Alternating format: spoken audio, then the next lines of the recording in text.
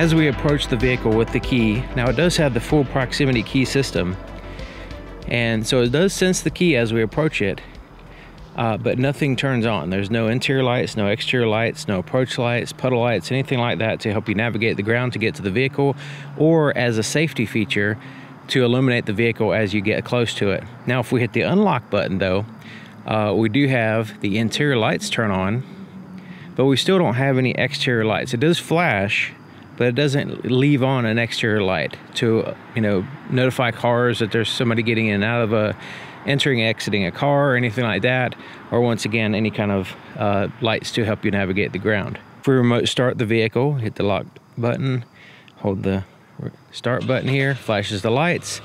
Now we do have some exterior lights. So if you're in a dark area next to a road or something like that, maybe in a parking lot that's kind of, you know, have a lot of vehicles driving around on it, would be a good idea to go ahead and remote start the vehicle. That way you have some exterior lights on. It does kind of notify people that you are, you know, potentially somebody walking around next to the vehicle. So having those, not the headlights, but the parking lights are on now, which is nice to have the remote start activate those at least. The parking lights are these white LED daytime running light strips. Look really nice and sharp, bright, but not too bright. They're not going to mistake those as headlights. So those are now illuminated, and those are completely separate from the headlights, as we'll see. And then there's an amber side marker here in the front, a red side marker here in the back, and the taillights are red, and they kind of wrap around the side a little bit so you can see them. And they kind of have this like double line effect for the taillights. LED, really nice and sharp and impressive. They are a rather deep red color, so the camera kind of makes them a little bit brighter and orangey, but they are a deep red.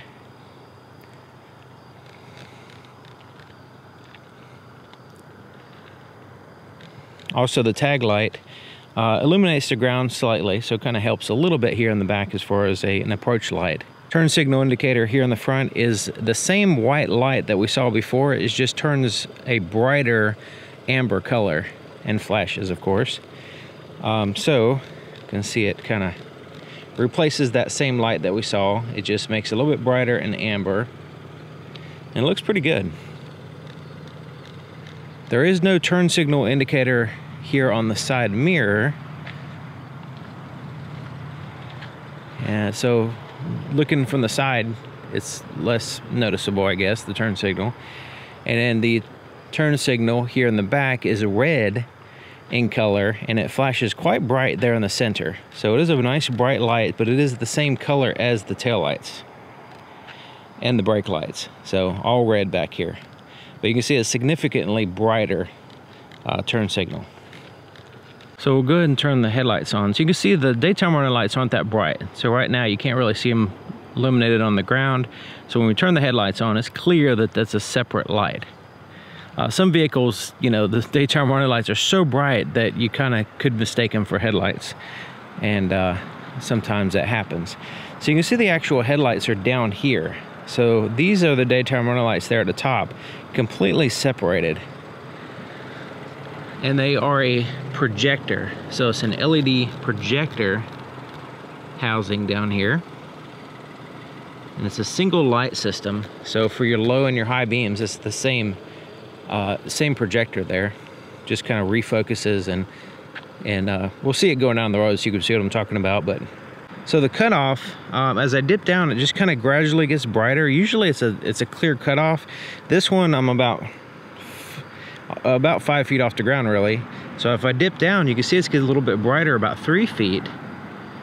But as I go down to about 2.5 feet, then it's super bright. So right in here, it's the clear, sharp cutoff here for the low beams. Once again, we are going to go down the road and see what it looks like. But there's the low beams, there's the high beams. And when we illuminate the high beams, you'll notice, looking at the front, it looks basically the same. Now the lights are brighter and more in my face because they're not so low, but it's the same projector. It's just refocusing the light.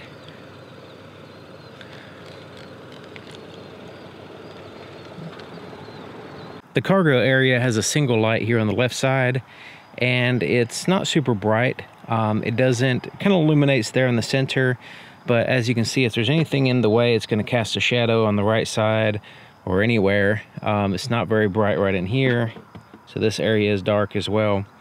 So it's better than nothing, but it definitely could be improved. If there was a second light on this side and it was brighter, both of them were brighter, that would be even better.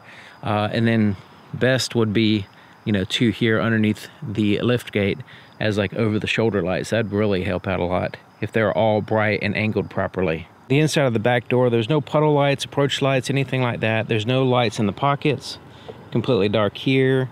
Here we do have a single backlit illuminated button, and that's your power window switch. So it's just a little finder light there. Now we do have a light on either side of the sunroof, which illuminates the back seat, and it does a decent job actually. It's not, we do have black interior, but it's okay as far as the interior lighting. You could change the light bulbs in these housings and get a little bit brighter light in here. That might help out a little bit. Now there is some USB ports back here which are illuminated, so you can see them right in here. USB-C and regular USB, so you can find those, but other than that, it's pretty dark in that area. The inside of the driver's door, no puddle lights, no approach lights. The pocket here is completely dark, and it's a rather deep pocket, so these bottles are like, they can fall down in there. I have these tall bottles and they sink right in. They're kind of hard to get to, so having a light to find stuff in the bottom of that deep pocket would help out a lot. This is also dark. We do have some backlit illuminated buttons here and the door lock controls as well.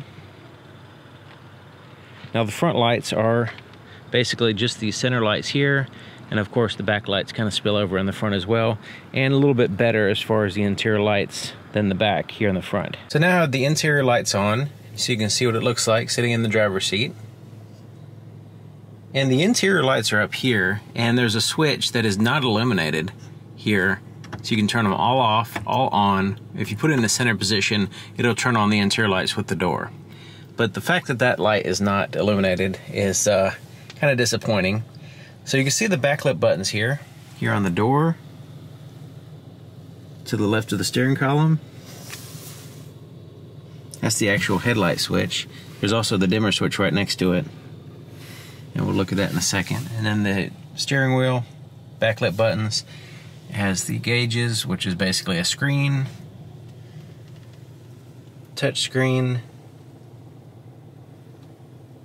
and then below that is the climate control, USB ports. Now there is a area right in here where the cell phone charger is, and this whole pocket area is dark, so you can't see anything in there. Turn the light on so you can see what I'm talking about.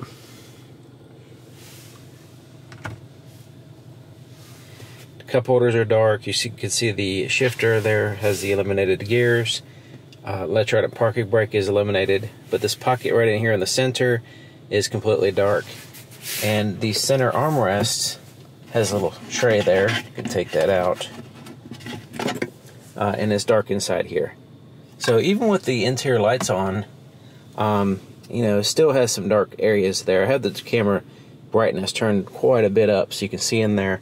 So it would be nice to have a light in there. Glove compartment, same deal, no light, completely dark. Floorboards are dark. Most of the doors are dark. We do have the buttons for the sunroof, which is interesting that they're illuminated, but the button to turn on the interior lights is not. There's the lights themselves, you can tap them directly and you can turn them on independently. The visors have mirrors and lights, which has two lights, which is nice and soft light, so it's not too harsh on your eyes. That's good. Same thing for the passenger, of course. That's got to be illuminated. That's essential. The dimmer switch here to the left of the steering column, when you cycle through, you can see it changes the brightness on the screens as well as the backlit buttons. So it's not just the gauges. Here's the headlight pattern on these bushes right here. So you can see what it looks like there. There's the high beams, there's the low beams. So you can see a little bit of a jaggedness to the cutoff, and that might be why it somewhat gets a little bit brighter as you move down. But we do only have 2 projectors. So we're going to see how they handle the broad distance, as far as distance, but also the lighting on the road itself, because there's a lot of area in front of a vehicle. So having just 2 for the low and the high beams, sometimes it's a little bit of a challenge to illuminate properly in front of a vehicle. I have the automatic high beams on as well. We'll see how they work.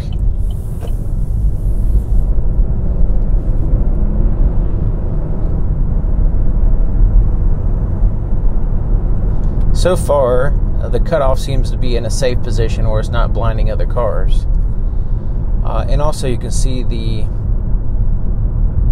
light on the road is nice and bright, actually, on the low beams. So there's the low beams there, and you can see a little bit of a shadow on the oncoming lane to kind of help with the bouncing of the vehicle and going up and down hills. It helps avoid blinding oncoming cars. So a little bit of a lower portion on the oncoming lane for the cutoff, but the cutoff seems okay. It seems okay. It's a little high on the sides, which is good, I guess, because you want to make sure that you see there on the sides of the road good, you know, like a deer or something like that.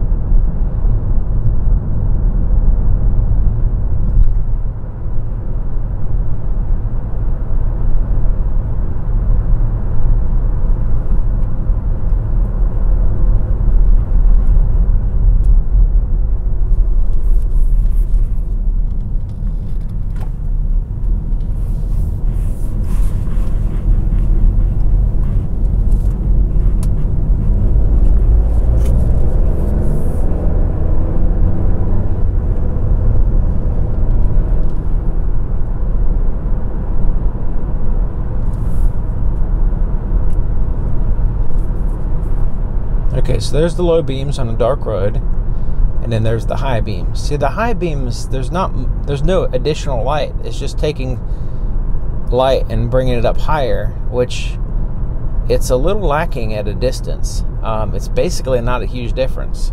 So let's turn the automatic high beams off.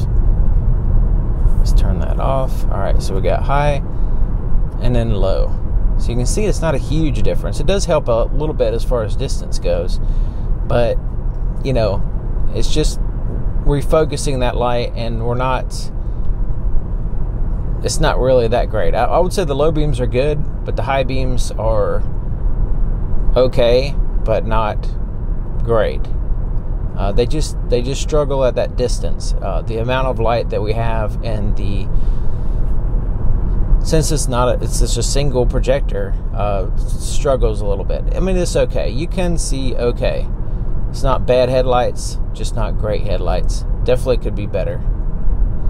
You know, having 2 projectors on each side, one for low, one for high, so you're adding to the light instead of just refocusing it, I think would help out in this case. You see there's the low beams, there's the high beams, and it's not a huge difference. Like, it just brings up a little bit that cutoff higher, and you know, not really adding additional light.